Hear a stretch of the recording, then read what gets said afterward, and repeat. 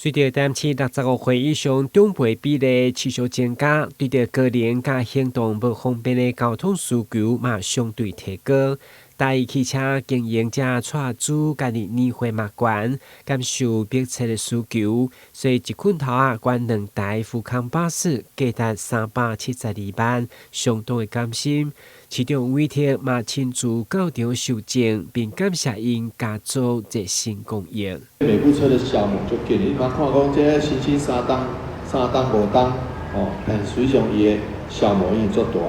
服务人次56万9千人次。差不多将近要57万人当抓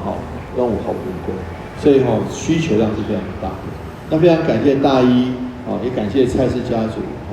一次就捐了2部然后你看这2部